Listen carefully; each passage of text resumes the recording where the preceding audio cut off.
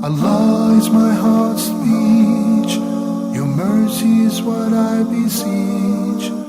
Keep in my heart your remembrance, and in your deen allow me to advance. Help me in my quest. Permit me to pass the ultimate test.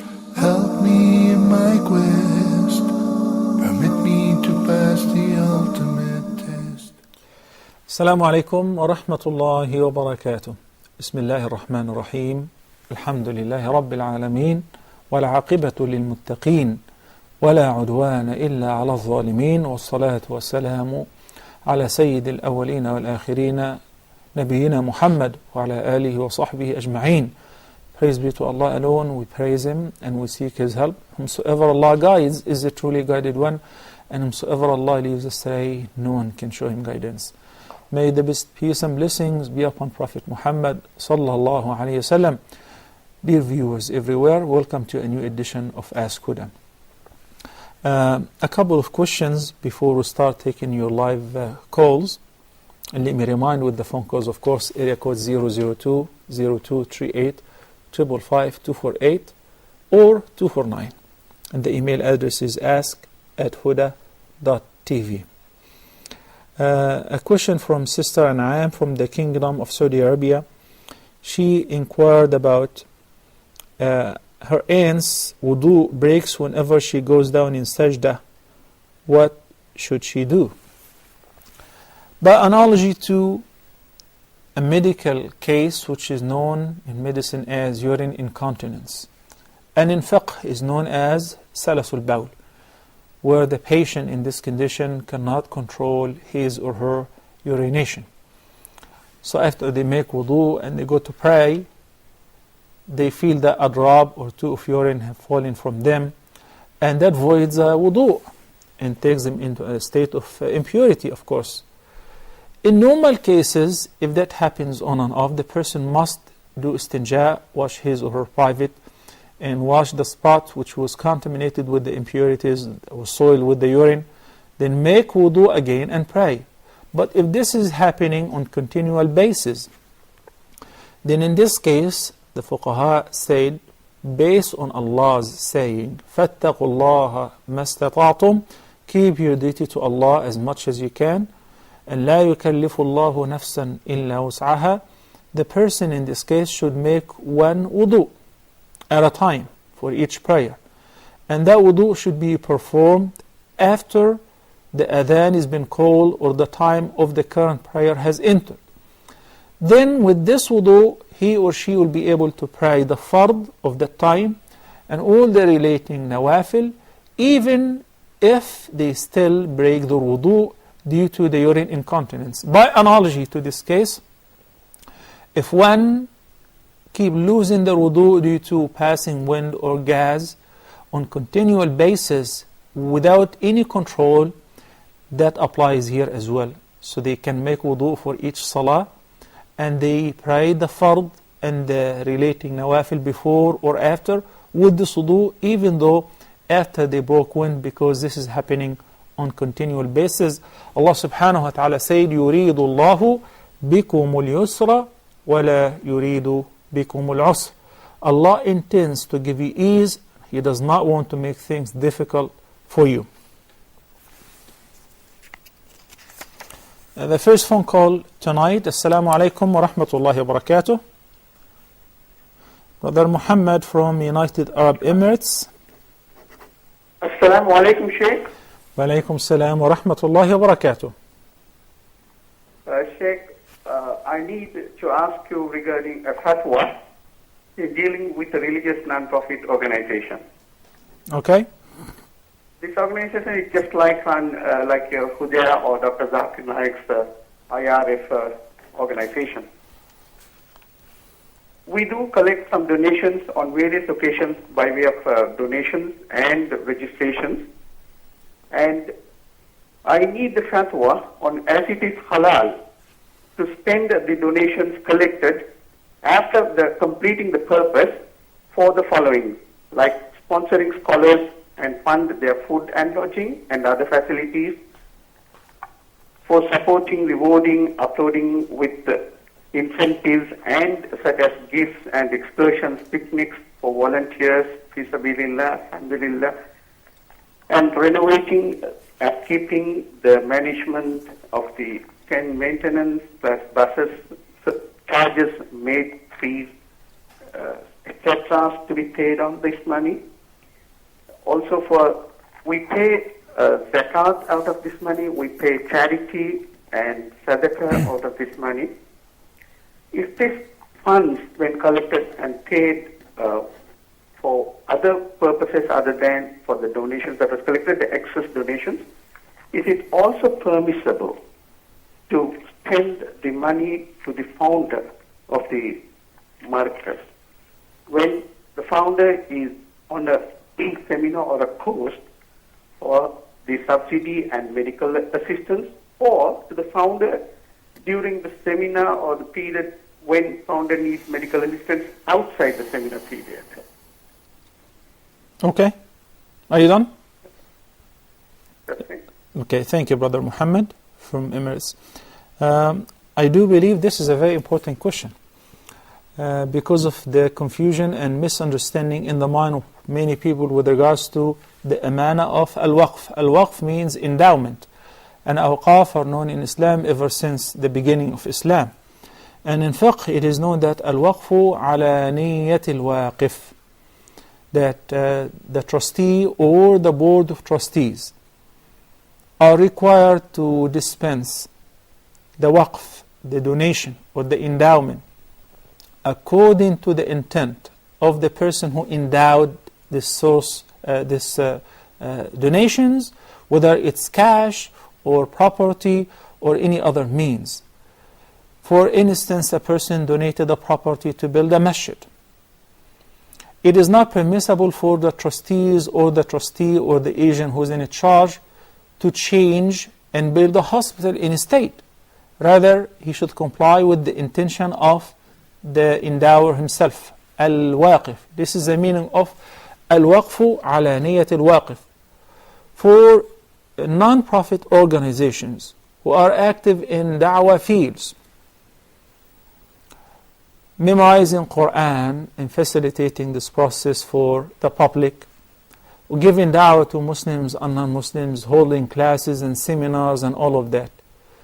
These organizations cannot continue without fund.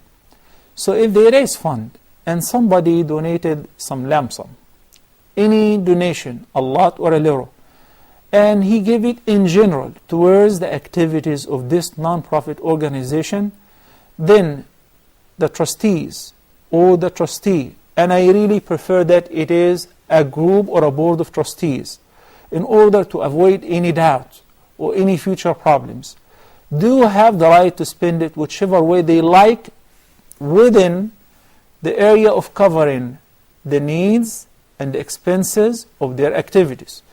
Paying the maid, paying the employees, paying the drivers and transportations, the guests, the speakers, food and lodging, which are required for this organization to work and work actively, is included. What's not included, if the person spends this money unreasonably or above the average, because al-urf there is very required. Al-urf is based on people's custom. So normally if you hire somebody to cut the grass, they take $50 per week or whatever. It's not permissible to pay them $500 because this is an amana.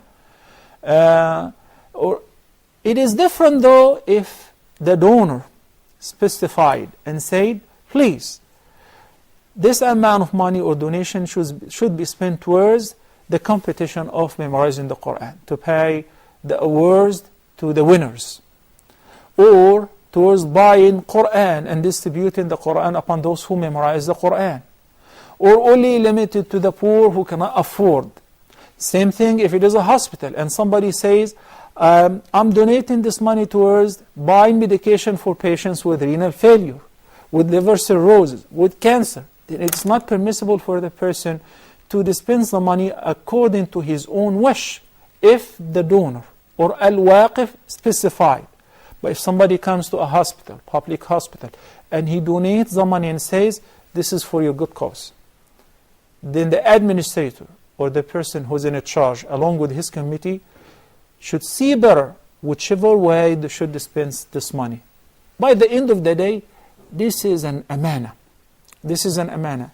And it is always best to keep record and to have the book, because always you will have somebody to question your credibility and say, where and how did you spend the money? I would like to see. So having all of the available would remove any doubt. Remember, An-Nabi sallallahu alayhi wa sallam had to prove himself and remove any doubt from the mind of his own companions in some cases. Why? Because الشيطان يجري من ابن آدم مجرى الدم من العروق.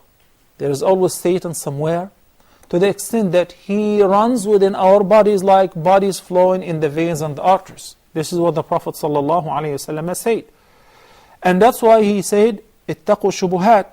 And he said, فَمَنِ اتَّقَى الشُّبُهَاتِ فَقَدْ اسْتَبْرَأَ لِدِينِهِ وَعِرْضِهِ. It is best to keep your deen and honor perfect and intact. This example of the Prophet ﷺ having to call some of the companions, when his wife Safiya came to visit him when he was in i'tikaf, and he decided to escort her home because she was covered entirely, nobody recognized her, and it was late. So on the way he saw, or he noticed that there were two Ansar companions across the street. He called them and he said, "Ala rislikuma." Hold on, wait a minute. He approached them and he said, "She's my wife." Furthermore, he said, "She is Safiya." In order to have 100% clarification, she is not just my wife, she is Safiya, my wife, to specify this is for sure my wife. They said, "Ya Rasulullah, subhanallah, we will never have any doubt concerning you." And Nabi sallallahu alayhi wa sallam said, "No, this is not the case. وَلَكِنَّ الشَّيْطَانَ يَجْرِي مِنَ ابْنِ آدَمَ مَجْرَى الدَّمِ مِنَ الْعُرُوقِ." So if somebody is a volunteer and he declares to the public that I'm working as a volunteer, then he's not allowed to take anything from that fund. But if somebody is running this operation, the non-profit organization or the hospital, and it is known that he gets paid, then he gets paid on a reasonable basis. If one of those who are running this organization or its employees got sick and he cannot afford the medication and the organization assisted him from that, it is permissible, as long as it is on reasonable basis and there are no hiddens. Wallahu ta'ala a'la wa a'lam. One more thing I would like to add before I take the next phone call. The Prophet sallallahu alayhi wa sallam said, اتقوا الظن فإن الظن أكذب الحديث. Avoid and beware of suspicion, because it is the worst of conversation or lies. If you have a solid proof that this person is suspicious, or there are some suspicions around that person, you can question that. But just based on mere suspicion, it is not permissible to accuse people. Or otherwise, Allah subhanahu wa ta'ala said, اجتنبوا كثيرا من الظن إن بعض الظن إثم, especially when the person starts talking about it and spread rumors and so on. Next phone call. Assalamu alaikum. Abu Abdullah, United Arab Emirates. Assalamu alaikum. Wa alaikum salam, Sheikh. Jazakallah khairan for your answers. I have two questions. Okay. I have a farm back in my country, Sri Lanka, and I grow vegetables like onions and chilies. And I would like to know what is the percentage of zakat that I have to give. Some people say it is 5%. Is that right? There are no zakat on vegetables. Is it? No, yes. Uh-huh. And so the second question is, if we want to pay, if a company or something is there, or a business, if there are partners, if we want to pay zakat on the profits what we are making out of the business, and can we pay as a company, as an entity, or should we pay as an individual from our income? Okay, you're talking about if you're a partner in a company. Yeah. Okay, there are two ways. Either each individual by the end of the lunar calendar estimate how much is his position and profit and pay the zakat on that, or if you guys agree that the company manager will estimate the entire entity of the company, not the capital sum, I mean not the buildings and the cars and the vehicles and equipments, rather the cash fund, the cash flow, in addition to the profit, and pay the zakah on behalf of everybody. Both ways are okay. So, okay. And Abu Abdullah, since you brought up the issue of zakah on farming and vegetables, Brother Muhammad from United Arab Emirates earlier was asking about that they pay zakah on the fund which they collect as donations towards running the non-profit organizations. Actually, there is no zakah due on this fund.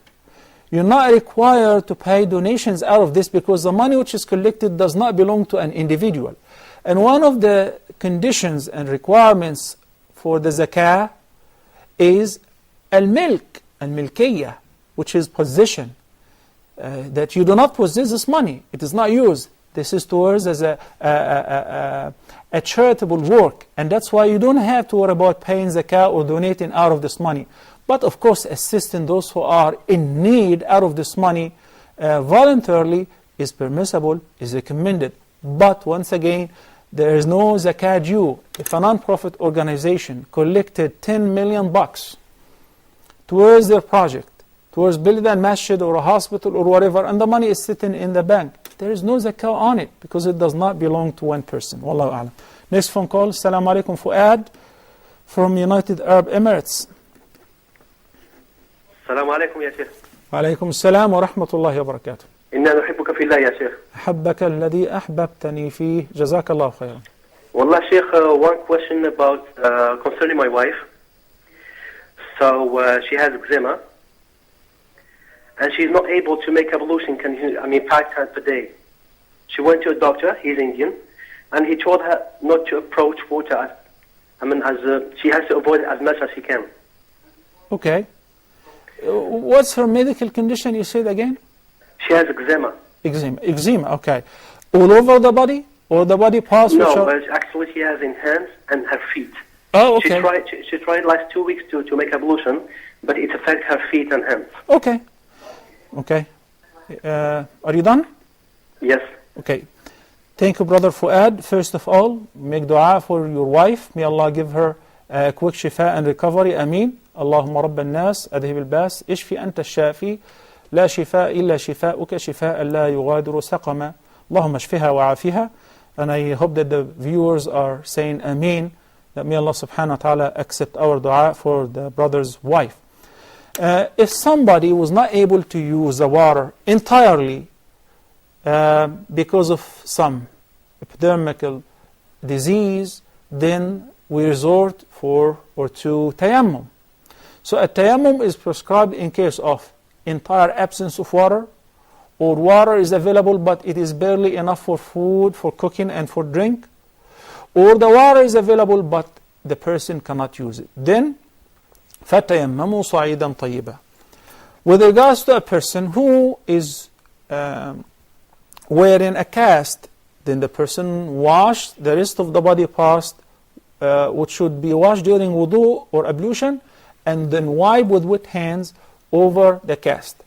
But if a case like that, a person who has an eczema, then you wash the body parts which are not sick nor affected, and you avoid that, and you do tayammum for the parts which you did not wash with water. So follow the physician's advice.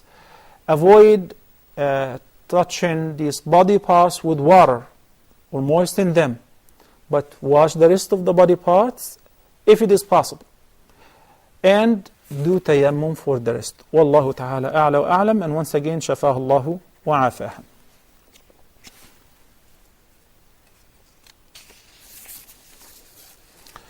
This is a lengthy question that we got from Sister Fatima in Nigeria. She is, mashallah, 17 years old. And once again, it pleases my heart to see our youth who nowadays, by the leave of Allah, are capable to do tremendous changes. As a matter of fact, they do change tyrant regimes. Not just change in their schools or in their businesses, but on the country level, as you've seen recently. So she is 17 and she says that she has a boyfriend. and there we stop and we say a boyfriend in Islam is not permissible. It is not permissible for a male or a female to boyfriend or to girlfriend another of the opposite gender, of course, outside marriage. The only relationship which allows a person to meet with a woman in private, to touch her, or even to have an intimate relationship with her is marriage. And anything outside marriage in Islam is not permissible, including dating. It's not even permissible to shake hands with a woman who is not lawful to you, nor is she your wife. Anyway, she says her boyfriend, who's 24 years, which is not really important, they are in love and they want to get married, but the parents are not ready to approve that. So she's afraid that this relationship will end up into zina, وَالْعِيَاذُ بِاللَّهِ. And because the parents do not approve such marriage. So in brief, that she says she wanted an advice. What should she do? I begin by what Allah subhanahu wa ta'ala said. He said in the Quran, وَلَا تَقْرَبُوا الزِّنَا إِنَّهُ كَانَ فَاحِشَةً وَسَاءَ سَبِيلًا. When Allah subhanahu wa ta'ala prohibits anything, He prohibits as well all the means which may lead to committing or indulging into this prohibition. So He said, لَا تَقْرَبُوا الزِّنَا, don't you go near zina. And what may lead to zina? In Surah An-Nur, verse number 30, then in verse number 31, He said in verse number 30, يَا أَيُّهَا الَّذِينَ آمَنُوا قُلْ لِلْمُؤْمِنِينَ يَغُضُّوا مِنْ أَبْصَارِهِمْ وَيَحْفَظُوا فُرُوجَهُمْ ذَلِكَ أَزْكَى لَهُمْ. Command the believing men to lower their gaze. Lowering the gaze, or not looking at the awra of a woman who is not lawful to you, was in order to protect you from indulging into the major sin of zina. So He did not say يَحْفَظُوا فُرُوجَهُمْ first, protect their privates. Rather, He began by what normally leads to indulging into zina, by saying قُلْ لِلْمُؤْمِنِينَ يَغُضُّوا مِنْ أَبْصَارِهِمْ. Then in the following verse, He said وَقُلْ لِلْمُؤْمِنَاتِ يَغُضُّضْنَ مِنْ أَبْصَارِهِنَّ then وَيَحْفَظْنَ فُرُوجَهُنَّ, and command the believing women the same, to lower their gaze. So anything that may lead to establishing an illicit relationship with a woman who is not lawful to you, with a man who is not lawful to you, is prohibited as well. So brothers and sisters, beware of that. And in the last episode, I also mentioned the danger of chatting with women of the other gender online, and thinking that this is an innocent relationship, and exchanging photos and pictures and all of that. No, because that definitely in most cases leads to fahisha. And Allah subhanahu wa ta'ala said, وَلَا تَقْرَبُوا الزِّنَا إِنَّهُ كَانَ فَاحِشَةً وَسَاءَ سَبِيلًا. An advice to the parents: if you think that your daughter or your son is at marriageable age, then disregard the fact they are still students. If you can financially afford it, and if you see the alarming light coming on, and that your son really needs to get married, then help them out to get married.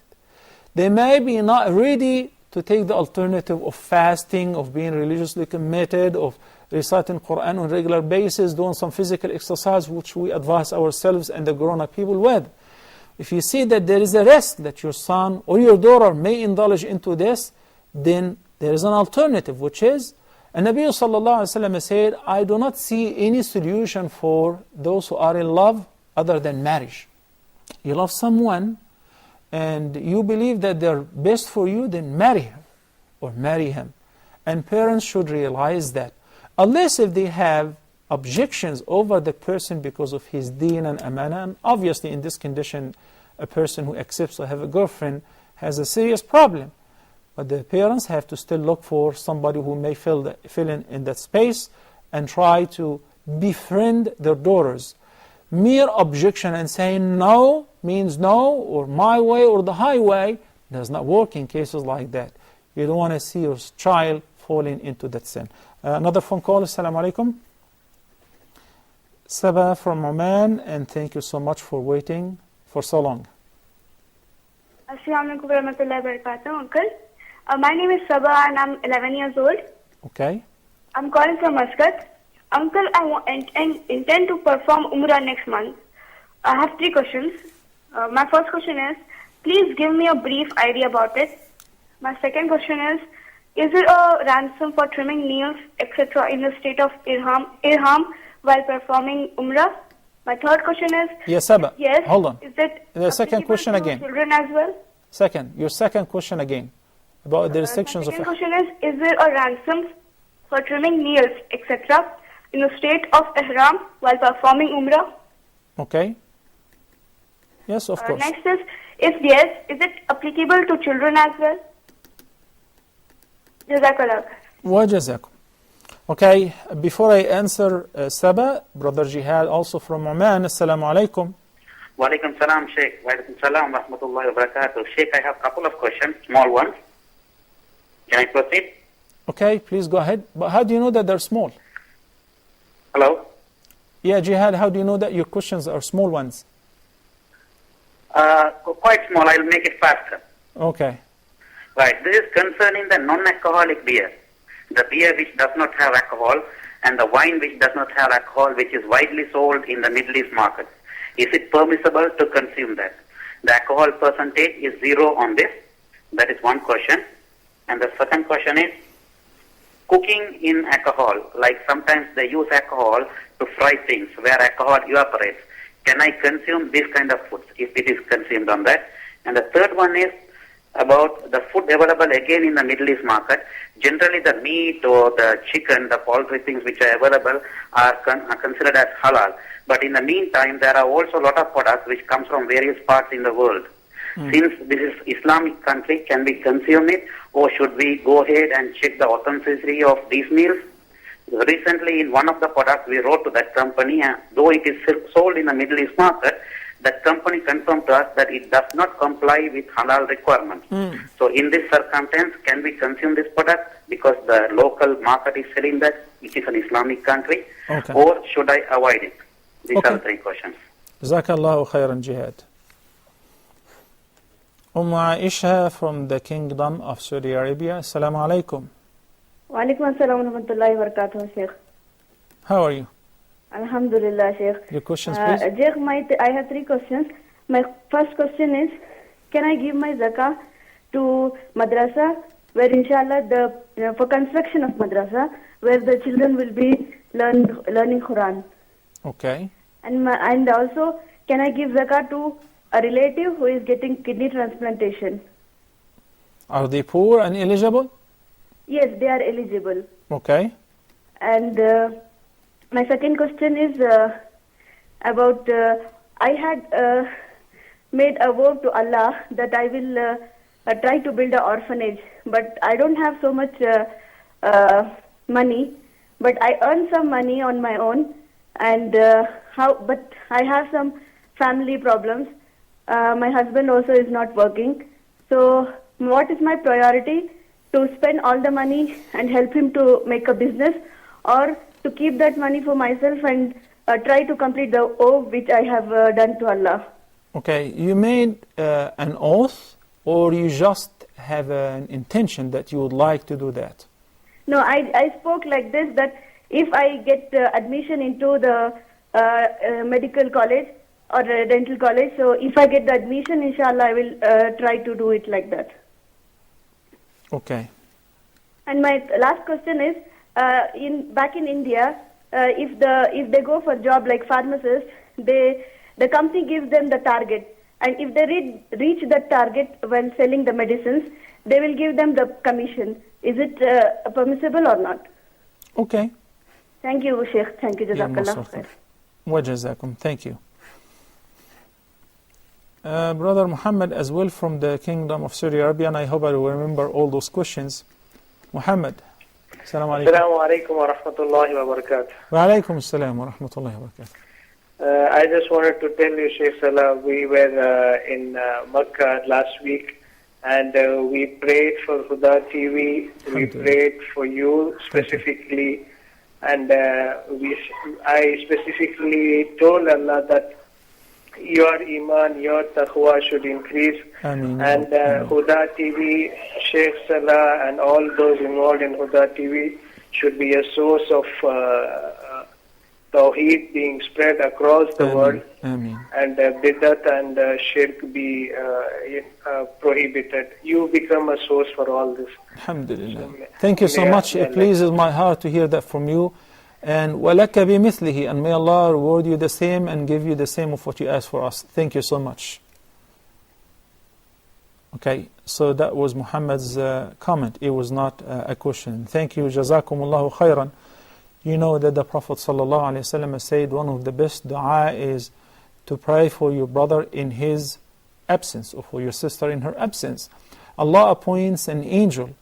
Every dua you make for somebody in their absence, Allah subhanahu wa ta'ala sends an angel to say, "Oh Allah, accept his dua and give him likewise. Allahumma stajib wa laka bimithlihi." So this is an excellent way of praying for yourself via praying for others. Thank you, Brother Muhammad. Jazakumullahu khairan. Okay, Saba from our junior viewer, she is 11 years old, and mashallah she is going for Umrah. She asked about how to perform Umrah in brief.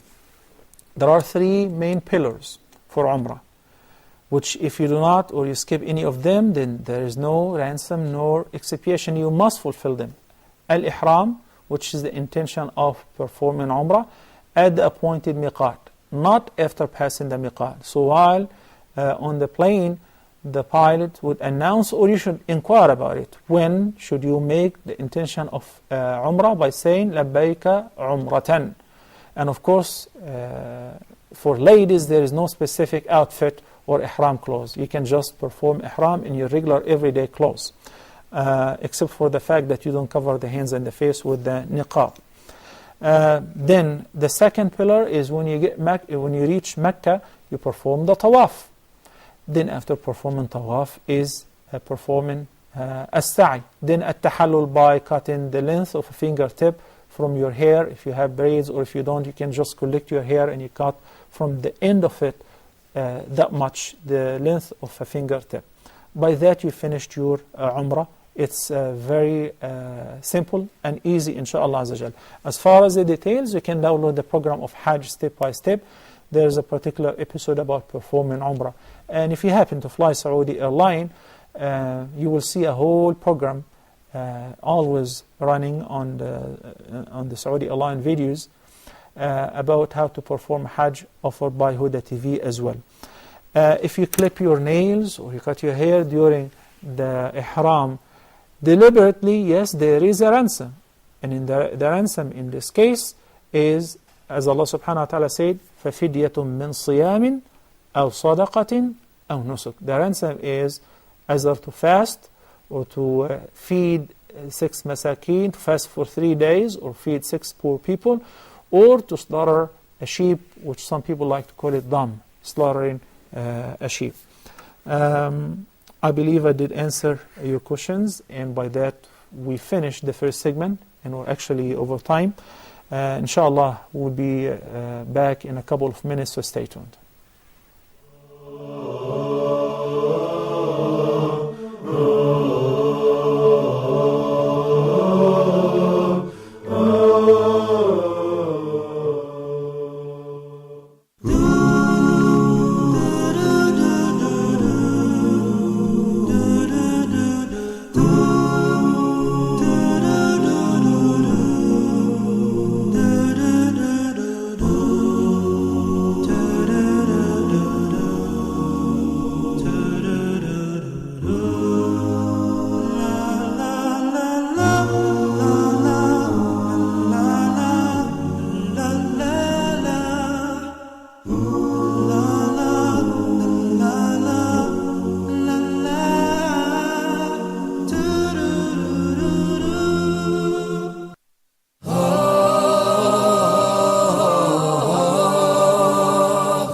In your standpoint of view, are there specific or certain criteria to choose your spouse or your partner? To marry or not to marry? Maybe that's the question. Do we revise the quality of performance of our treatment between the family members as fathers or mothers? As they say usually, it's not what you say, it's how would you say it. Wouldn't you like to be a good storyteller for your kids? Neurobiologically speaking, child abuse and emotional trauma causes scars in the brain of the child, and this might be not easily healing. What's the exact job description of a father? Is it clothing, payments, and feeding, or other important things? Well, I think the job description of a father is merely giving him love and care, self-confidence, giving him sense of security, and checking for the points of strengths to stress on them. What about potty training and its planning? Oh yeah, actually, it's a state, it's a condition. Fatherhood is not a body or a person, it's a state. Coming soon on Huda TV.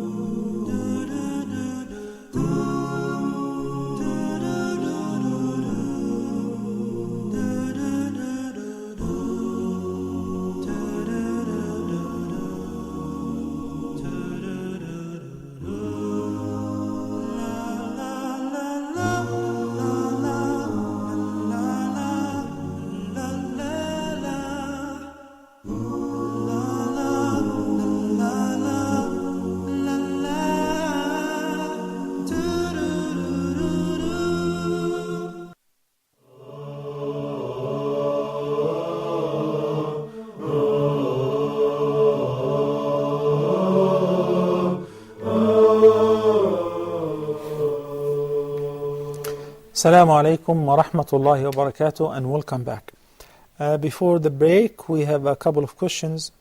The first from Jihad.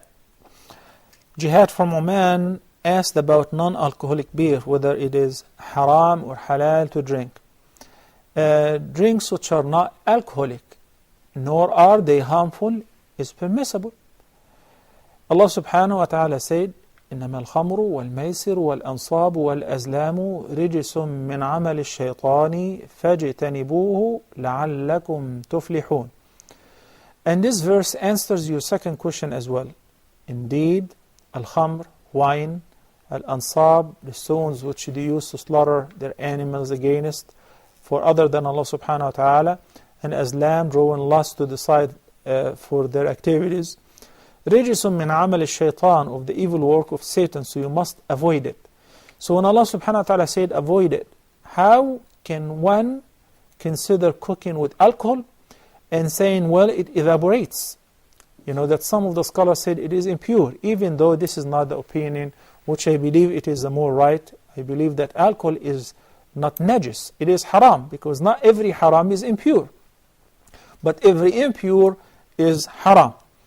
But it is not permissible to cook with alcohol, especially to cook with alcohol. That means you have to purchase it, you have to buy it, and buying and selling alcohol is absolutely forbidden. Meat which is sold in the Middle East, in a Muslim country, I assume that all the meat is slaughtered properly according to the Sharia. Except when you know that some people who are not honest, they may sell dead meat. It is not the process of slaughtering, but if they have a farm or whatever, and some animals pass away or they got sick and they died, they still put them in the process of ground beef and burger and all of that. Since you did not know, you're not blameworthy. You go with what you see in most cases. But those people are responsible for feeding people الميتة. إنما حرم عليكم الميتة والدم ولحم الخنزير. So dead meat is absolutely forbidden, even if it is the flesh of a calf or a cow or a sheep, any of the animal which are lawful for us to consume, if they were slaughtered according to the Sharia. So in this case, you're not blameworthy if you do not know, but you don't have to investigate. Most likely in Muslim societies, that meat is slaughtered in the slaughterhouses by the Islamic law. What about the imported meat and the canned meat? If it is imported from Muslim countries, whatever I said before applies here. If it is imported from non-Muslim countries, one have to be a little cautious, because multinational companies or whatever, they try to please people based on their motives or their religious priorities. I do remember I was offered in the States to supervise a slaughterhouse which exports meat to the Middle East, and they just wanted to get my signature. So if we have a problem with the meat which is slaughtered there, how would we say it's halal and simply ship it overseas? Because you go once a month and you say Bismillah. If the state approved this meat and send their investigators and realize that this is a halal meat, a meat which is permissible for us to consume, and it was slaughtered according to the Sharia compliant, then you have no problem. You can eat it 100% halal. But if there are question marks around a company that they do not fear Allah subhanahu wa ta'ala, or it's not a Muslim company, then we have plenty of other options. فَمَنِ اتَّقَى الشُّبُهَاتِ فَقَدْ اسْتَبْرَأَ لِدِينِهِ وَعَرْضِهِ. But meanwhile, I'm not required to investigate every company and try to find out before I pick up any can. You are in a Muslim country. You should enjoy this state of comfort and peace of mind that you're eating halal products. Unless if there are question marks which are raised, then in this case we have to find out. Okay? Barakallahu feek. Aisha from the Kingdom of Saudi Arabia. She has multiple questions, but before that, let me take this phone call. Assalamu alaikum wa rahmatullahi wa barakatuh. Salim from the Kingdom of Saudi Arabia. Assalamu alaikum, Salim. Okay, please try again. Sabah from United Arab Emirates. Assalamu alaikum. Wa alaikum assalam, Sheikh. How are you? Alhamdulillah, thank you for asking. We have been praying and praying that everything settles down in Egypt and you come back, and we are so pleased to see you. Alhamdulillah, thank you for praying, and I do believe Allah answered your prayer, and inshallah still a lot of good things have to come, inshallah. Okay, I guess we lost Sister Saba as well. Hello? I hear you. Are you there? I have two questions. Okay. One is that, there are some of the ladies over here who organize Khatm al-Quran, and they also, organize meetings wherein they sit and they read the hadith. So is it all right to attend these two rituals? Just tell me the fashion. How do they organize Khatm al-Quran? They all gather together and everybody reads part of it. Part of the Quran. So I'm not sure whether I should be attending it or not. But they say that this kind of things are very blessed, and the angels come down and all that. There's a lot of rahmat and noor and all that. Okay. So I was not very sure. I wanted to confirm.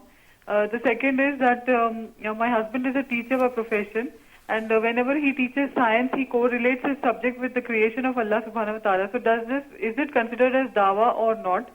And also wanted to know that whenever he comes back from work and he is about to sleep, it is a time for Asr prayer. So should I wake him up if he has fallen fast asleep, or should I not wake him up? Thank you, Jazakallah. Okay, thank you, Sister Saba. Jazakumullahu khairan. Aisha asked about paying her zakah towards a school. No, it is not permissible. But what's permissible is paying the teachers or the students in the school if they are eligible. If they're poor and they deserve the zakah, then whether they're working in the school or not, yes, you pay them.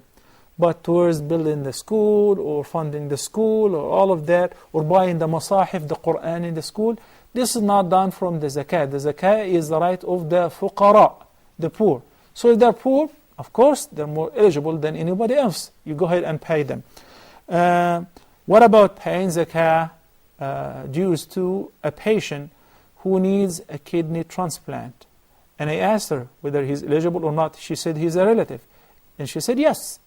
If the person is poor, cannot afford it, then that is permissible. It is permissible because he is faqir. إنما الصدقات للفقراء والمساكين. The first two categories of the 8 of those whom are listed in verse number 60 in Surah At-Tawbah by Allah subhanahu wa ta'ala. So yes, and by the way, the Prophet sallallahu alaihi wasallam said, given the sadaqah, whether the voluntary or the mandatory zakah, the voluntary charity or the mandatory zakah, paying that to your relatives is double reward.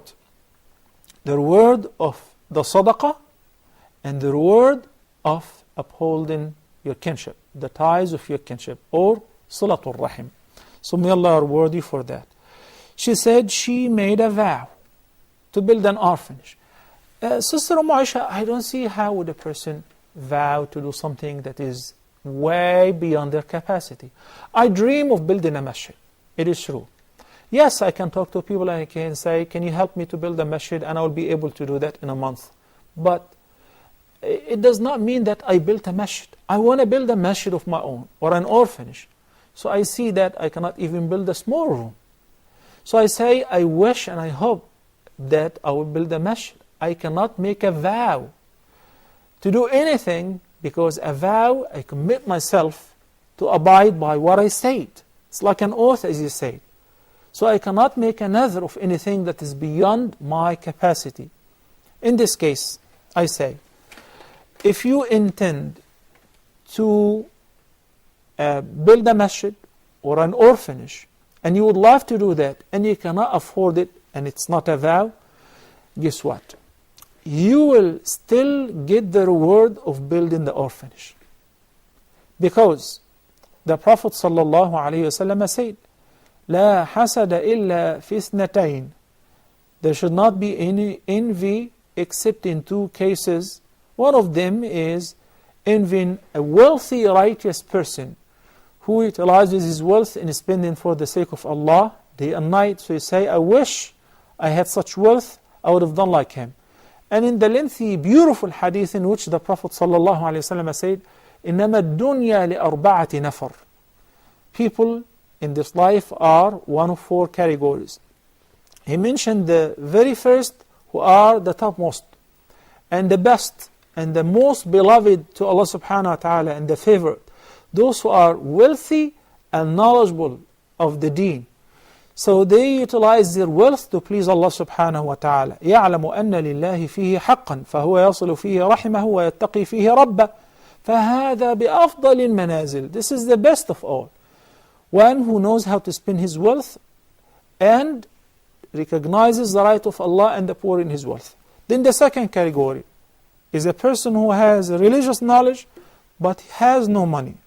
So he says, when he sees somebody, if he sees the first category, he says that I wish I had such wealth. I would have done like him or even more. So Nabi sallallahu alayhi wa sallam said, فَهُمَا فِي الْأَجْرِ سَوَاء فَهُوَ وَنِيَّتُهُ فَهُمَا فِي الْأَجْرِ سَوَاء. So based on his sincere intention, Allah gives him the reward of the person who is doing all of that because he has wealth.